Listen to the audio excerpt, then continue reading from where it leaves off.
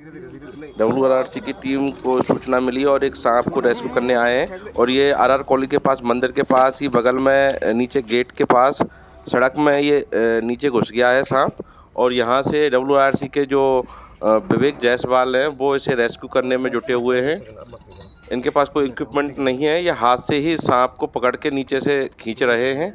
और ये सांप तो इन्हें पकड़ में आ गया है, मुंह से और पूंछ से पकड़ रहे हैं, लेकिन ये कहीं पत्थरों में अटक गया है बीच में से, कहीं पत्थर इसके आड़े आ गए। अभी वो इसको निकाल रहे हैं जिससे कि सांप को कोई नुकसान ना हो। सांप की सुरक्षा का पूरा ध्यान दिया जा रहा है। और ये अभी पत्थर हटा रहे हैं। और सांप भी कुछ बहुत तेज है और बहुत फुर्तीला सांप है। ये रेड स्नेक है जिसे हम घोड़ा पछाड़ कहते हैं। और ये अब निकाल लिया है, बाहर निकाल लिया है। और देखिए कितना फुर्तीला सांप है, कितनी फुर्ती है सांप में। और इसे अभी दूसरे सदस्य को हाथ में पकड़ा दिया है। ये करीब 6 फीट लंबा है और ये इसने गिलहरी को खाया था नीचे घुसने से पहले। और ये गिलहरी को मुंह से निकाल रहा है। और ये देखिए गिलहरी निकाल दी है, बिल्कुल इसने मुंह से निकाल दी है। हालांकि गिलहरी मर चुकी है और अब ये रोड पे पड़ी है। देखो इसने गिलहरी को अपने अंदर से, पहले अंदर पूरा निकल गया था और अब इसने पूरा निकाल दिया है। बता रहे हैं कि ये कुछ इरिटेट हो गया है, कुछ रेस्क्यू की वजह से थोड़ा सा घबरा गया है, इसलिए इसने निकाल दिया। खास खबर, भारत की टीम अभी यहाँ RR कॉलेज के पूर्व गैराज के परिसर में पहुंची है। और यहाँ अभी WRRC की टीम ने एक रेड स्नेक, जो घोड़ा पछाड़ कहते हैं, वो सांप को रेस्क्यू किया है। दीवार या नीचे घुस गया था और उसको काफ़ी देर में तोड़ के पत्थर निकाल के रेस्क्यू किया है।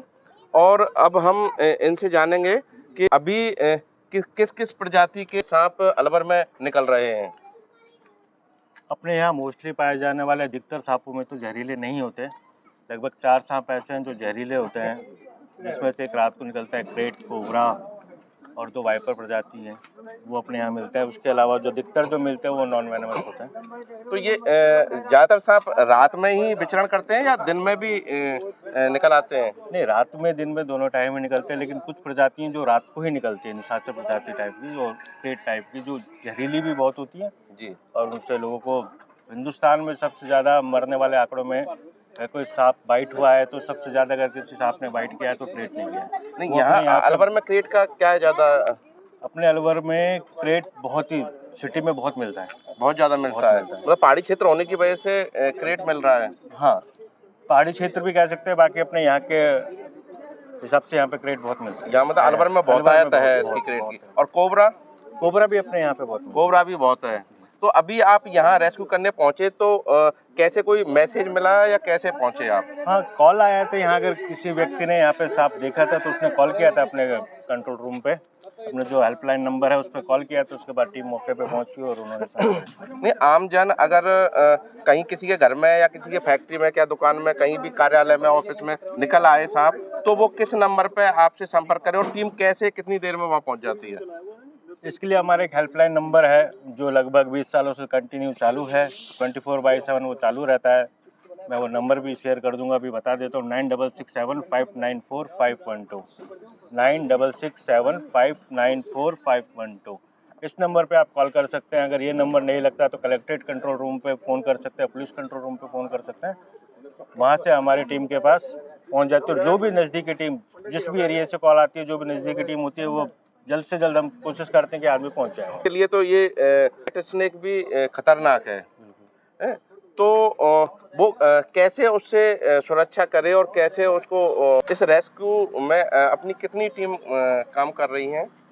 लगभग 15 से 20 लोग हैं जो एक्टिव पर्सन हैं जो रेस्क्यू कर रहे हैं। दूसरा ये भी है कि हमारे जो टीम के मेंबर हैं वो एक जगह नहीं है, पूरे अलवर में फैले हुए हैं। तो जैसे कि जिस जगह की कॉल होती है, हम रेस्क्यू टीम पे जो कॉल आती है तो उस बंदे को पहले उस जगह भेजा जाता है कि क्या है, क्या पोजीशन है, उसके बाद हमारी टीम वर्क करती है। तो अभी जैसे कहीं कोई सांप निकल आए, कोबरा निकला है, क्रेट निकला है, दूसरी कोई भी प्रजाति का निकला है, क्योंकि जितने भी लोग हैं उसकी आपको सूचना देने से पहले वो क्या मतलब अपने बंदोबस्त करे कि उससे बचा जा सके? सुरक्षा तो दूर ही बचाव है। WRRC की टीम ने एक दूसरा सांप कोबरा को रेस्क्यू किया है और देखिए कोबरा कितना फुर्ती से भाग रहा है और इसको पकड़ने का प्रयास कर रहे हैं ये स्टिक से, और स्टिक में नहीं आ रहा है, स्कूटी के नीचे चला गया है। अभी पहिए के पास है, ये अभी दिख गया। ये तेज़ी से दौड़ लगा रहा है जिससे कि ये पकड़ में नहीं आए। ये करीब 4 फीट लंबा कोबरा है और इसे अभी पकड़ने का प्रयास कर रहे हैं, और ये इसकी पूँछ से सांप को पकड़ लिया है। देखो, हाँ, ये पकड़ लिया, आप देखो पकड़ लिया, और अब ये ले आए। बहुत फुर्तीला सांप है ये भी, लेकिन ये कोबरा है, अगर जरा सी भी चूक जानलेवा हो सकती है। ये कोबरा की बड़ा खतरनाक होता है, इसका जहर बहुत ही जहरीला होता है। इसका अगर एक डस ले तो सीधा अटैक होता है, और आदमी इंसान जान दे बैठता है। देखिए, ये कोबरा को रेस्क्यू कर लिया है, और ये आपको दिखा रहे हैं हम। ये कोबरा है, बहुत ही फुर्तीला और बहुत ही जहरीला, जिसके नाम से ही डर लगता है। बड़ा फुर्ती से आपको दिखा रहे हैं हम, देखो, देखिए आप इसे। ये विवेक जायसवाल इसे पकड़े हुए हैं और पूरी टीम उनके साथ है।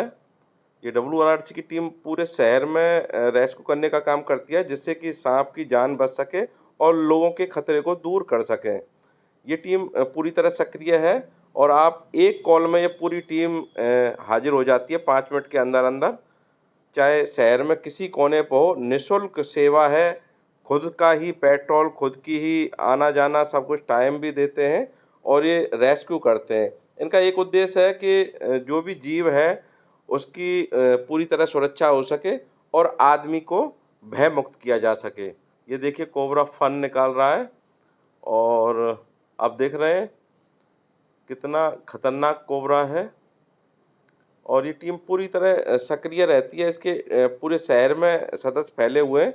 जिस क्षेत्र में सांप, कोबरा या कोई भी अन्य कोई सांप या कोई अन्य जीव निकलता है, तो उसे रेस्क्यू करने के लिए उसी क्षेत्र में ये टीम भेज देते हैं, और वो रेस्क्यू करके इसे वन क्षेत्र में, बालाकिला क्षेत्र में छोड़ देते हैं, जिससे कि किसी को वो हानि नहीं हो, और वो वन क्षेत्र में अपने ये जो जीव है ये रह सके। ये WRRC की टीम है, और इन्होंने आज शहर में से 3 सांप रेस्क्यू किए हैं, जिनमें एक बोआ है, एक रेट स्नेक है, और एक कोबरा है। तीनों अभी टीम के पास हैं। अभी हम इनसे जानेंगे कि अभी किसी के घर में अगर सांप निकल आए तो वो सुरक्षा के लिए क्या करें। सबसे पहले तो उससे उचित दूरी बना के रखनी है, और उसकी मूवमेंट पे नज़र बना के रखनी है कि वो कहाँ जा रहा है। अगर वो कहीं जा भी रहा है तो पूरे घर की लाइट ऑन कर दे। अगर वो किसी घर में आ गया तो उसके घर की लाइट ऑन कर दे, जिसकी वजह से वो रोशनी में सबको विजुअल उसके मिलते रहे, दिखता रहे वो। और उसके बाद अपने कंट्रोल रूम पे, अपने हेल्पलाइन नंबर पे कॉल करें, टीम जल्द से जल्द उसके पास पहुंचेगी। लेकिन खुद पकड़ने की कोशिश ना करें। हाँ। खुद ऐसा ना करें कि वो खुद ही पकड़ने की कोशिश करें, तो वो खतरनाक हो सकता है। अभी नहीं, बहुत से लोग सांप को मार देते हैं, मतलब जैसे डर की वजह से सांप खुद डरता है और लोग खुद डरते हैं और फिर सांप को मार देते हैं। बिल्कुल। तो वो इसके लिए क्या करें? जैसा कि आपने अभी सवाल पूछा कि लोग मार देते हैं, हाँ। तो सब दर्द सबको होता है, चींटी को भी होता है, सांप को भी होता है, आपको भी होता है, तो क्यों मारना है? सिर्फ एक कॉल कीजिए। अगर कुछ भी समझ में नहीं आता 100 नंबर पे फ़ोन कीजिए, वो लोग हमें बता देंगे, हमारे पास कॉल आ जाएगी। अगर आप इससे ज़्यादा भी आप एफर्ट कर सकते हैं, थोड़ा वन्यजीव प्रेमी हैं, तो अगर आपको किसी का दर्द का एहसास हो सकता है कि हाँ दर्द हो सकता है, तो आप एक नंबर नोट करके अपने फ़ोन में सेव करके रखिए, उस पर हमें कॉल कीजिए। हमारा हेल्पलाइन नंबर है 9667594512। आप मारिए मत, सिर्फ हमें एक कॉल कीजिए। उचित दूरी बनाए रखिए और उस पर नज़र रखिए। हमारी टीम आ जाएगी और आपसे कोई पैसा चार्ज नहीं करेंगे, कोई हिडन चार्जेस नहीं है, आपसे फ्री ऑफ कॉस्ट उसको रेस्क्यू करके ले जाएंगे और उसे जंगल के इलाके में जहाँ उसका घर उसे छोड़ दिया जाएगा। नहीं, अगर कहीं कोई डर की वजह से और कहीं कोई लापरवाही की वजह से सांप डस ले, जी, तो क्या करें? तो भी आप सबसे ज़रूरी है कि सबसे पहले किसी भी हॉस्पिटल पहुँचें, और आपको और अगर सपोर्ट चाहिए तो आप हमारी टीम को संपर्क करें। किसी भी सरकारी हॉस्पिटल पहुँचे, प्राइवेट हॉस्पिटल पहुँचे, अलवर में जो भी सरकारी हॉस्पिटल है वहाँ पहुँच जाएँ। आपको कुछ भी समझ में नहीं आता तो आप हमारी टीम को फ़ोन करें, हम भी आपकी हेल्प करेंगे। डरने की ज़रूरत नहीं है। लोग बाग ज़्यादातर कुछ तांत्रिक होते हैं या वैसे लोगों के पास पहुंचते हैं। बिल्कुल, बिल्कुल। तो वो ये चीज़ आस्था का विषय हो गई सर।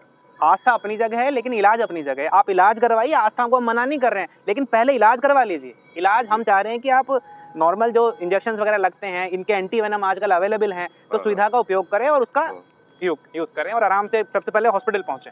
किस प्रोफेशन से जुड़े हैं और इस रेस्क्यू टीम से कितने दिनों से जुड़े हुए हैं? प्रोफेशन की बात की जाए तो लगभग मैं वैसे एक प्राइवेट कंपनी में जॉब करता हूँ। मैं लिंक लॉक्स कंपनी में असिस्टेंट मैनेजर की पोस्ट पे जॉब करता हूँ। उसके अलावा जो रेस्क्यू में लगभग 22 साल से मैं और विवेक जी हमने पहले दिन रेस्क्यू की शुरुआत करी थी, उससे लेके आज तक हम साथ हैं। तो अपने काम के दौरान आप रेस्क्यू के लिए टाइम निकाल लेते हैं क्या? बिल्कुल निकालना पड़ता है, किसी की ज़िंदगी का और मौत का सवाल होता है। तो पहले मतलब ज़िंदगी बचाना है, पीछे जो भी काम है वो करना है। तो दिन में कितने रेस्क्यू हो जाते हैं? इस समय की बात की जाए तो लगभग 8 से 10 रेस्क्यू पर डे टीम हो रहे हैं। कर रही है। और नाइट में सबसे ज़्यादा मूवमेंट होती है तो तो रात एक साल में कितने सांप रेस्क्यू करते हैं? और अगर इस साल की बात की जाए तो लगभग 1000 प्लस सांप हमने रेस्क्यू कर लिए हैं। मतलब ज़्यादातर वर्षों में देखा जाए तो 1000 के आसपास ही सांप रेस्क्यू हो रहे हैं। होते हैं। आपका प्रोफेशन क्या है और आप इस रेस्क्यू टीम से कैसे जुड़े? मैं सबसे पहले तो ये कहना चाहूँगा कि मैं अलवर के अंदर AC, fridge, washing machine repairing वगैरह देखता हूँ। जी। तो मैंने सोचा कि फील्ड का, तब भी मैं फील्ड में घूमता हूँ, तब भी एक साइड में ये ले लिया कि मैंने जैसे ही कॉल आती है उस फील्ड में घूमते हुए मैं ये भी काम कर लेता हूँ। नहीं, वो अपने काम के दौरान अगर कोई कॉल आ जाए तो पहले काम को प्राथमिकता देते हैं या सांप को रेस्क्यू करने में? सांप को रेस्क्यू करता हूँ। क्यों? क्योंकि जल्द से जल्द किसी के घर में है तो सबसे पहले कि वो घर पे सुरक्षित हो जाए सभी, और फिर जानवर भी बच जाए। तो WRRC की टीम सांप रेस्क्यू करने के अलावा और क्या-क्या काम करती है? देखिए, वन्य जीव सांप पकड़ना तो सिर्फ टीम का एक काम का एक हिस्सा है। उसके अलावा ना केवल सांप, हम सभी किस्म के जो वन्य जीव हैं उनको रेस्क्यू करते हैं। जैसे कि टीम ने अब तक जरख, जिसको हम अंग्रेजी में कहते हैं हाइना, उसको भी रेस्क्यू किया है। टीम ने मगरमच्छ रेस्क्यू किए हैं। टीम ने सिविट कैट, जैकऑल जिसको गीदड़ बोला जाता है या जिसको बिज्जू बोला जाता है, उसके अलावा घुर्रे हैं, सरीसृप हैं, बंदर हैं, इन जीवों को बहुत टीम ने रेस्क्यू किया है। और इन चीज़ों के अंदर टीम की विशेष महारत है वन्य जीवों के लिए। तो दूसरे जीव हैं, जैसे कोई घायल है और वैसे जीव हैं, उनको कहाँ पहुँचाते हैं? घायल है तो जैसे अभी हमने एक अजगर था जिसकी वो सड़क दुर्घटना की वजह से उसके चेहरे का कुछ मांस था वो निकल कर बाहर आ गया था। वो अपने आप में अलवर के अंदर पहली मेरे हिसाब से अजगर की सर्जरी है। उस सर्जरी के माध्यम से उसके स्वास्थ्य ठीक हुआ, डॉक्टर्स ने उसको पूरा चेक किया, उसके टाँके आए और फिर उसके बाद उसको जंगल में रिलीज़ किया। और वन्य जीवों के अंदर जैसे अगर घायल होते हैं तो फॉरेस्ट डिपार्टमेंट के अंदर भी वहाँ पे कुछ केज हैं। जैसे अगर कोई सांबर है या कोई नीलगाय है तो अमूमन वहाँ पे भी रखा जाता है। लेकिन जो फैसिलिटी अलवर के अंदर होनी चाहिए, क्योंकि अलवर के अंदर सरिस्का से जुड़े हुए वन्य क्षेत्र और यहाँ पे पहाड़ी एरिया है, यहाँ पे जंगल बहुत अच्छा है, वाइल्ड लाइफ बहुत अच्छी है। तो जिस तरीके का रेस्क्यू सेंटर यहाँ पर होना चाहिए उस ओर सरकार को ध्यान देना चाहिए। लेकिन सरकार की प्रायोरिटी जंगल या जंगली जीव बिल्कुल नहीं है, ना केवल अभी, कभी से नहीं रहे। और सरकार और वन विभाग दोनों को इस ओर ध्यान देना चाहिए कि अलवर के अंदर एक ऐसा रेस्क्यू सेंटर हो जहाँ पे इंजर्ड या किसी भी दुर्घटनावश अगर वो घायल हुए हैं तो वो जीव कम से कम स्वस्थ होने तक वो वहाँ पे रह सकें और उसके बाद उसको दोबारा जंगल के अंदर छोड़ा जाए। अगर वो छोड़ने लायक है तो नहीं छोड़ा जाए, अगर नहीं है इस लायक कि उसको जंगल में छोड़ा जाए तो कम से कम वो अपना जीवन यापन कर सके। नहीं, टीम के पास क्या-क्या संसाधन होने चाहिए रेस्क्यू टीम के पास? टीम के पास संसाधन तो बहुत सारे होने चाहिए, लेकिन कोई भी संसाधन उपलब्ध नहीं हो पाते। अगर सरकारी मदद सहायता की अगर अपन बात करें, संजय शर्मा जी विधायक बने, मंत्री बने, उनसे हमें बहुत सारी उम्मीद है। आपके चैनल के माध्यम से मैं उन्हें दोबारा निवेदन करना चाहूँगा कि जो किया जा सकता है और जो किया जाना चाहिए उस ओर उनका ध्यान जाएगा तो हम लोग शायद कुछ बेहतर अवस्था में होंगे। क्योंकि अभी जो टीम काम कर रही है वो बहुत ज़्यादा इक्विप्ड नहीं है और उनके पास बहुत ज़्यादा ऑप्शंस नहीं है। उनके पास चलो स्नेक्स को लेकर ट्रेनिंग है जो मैं उनको देता हूँ, उसके अलावा बहुत सारी चीज़ें ऐसी हैं जो उनको अपडेट करेंगी, जो मुझे भी नहीं पता। सुरक्षा के लिए ज़रूरी है। सुरक्षा के लिए भी, और दूसरे जो एनिमल्स हैं उनके बारे में अगर फॉरेस्ट डिपार्टमेंट ट्रेनिंग दे, उसके बारे में अगर कोई ऐसी कार्य योजना बनाई जाए जिसके अंदर ट्रेनिंग जो है वो बेसिकली एसेट किसकी है? जो WRRC की टीम है ये वन विभाग की ही तो एसेट है। जो वन विभाग का काम है, जो सरकार का काम है, वो WRRC टीम कर रही है।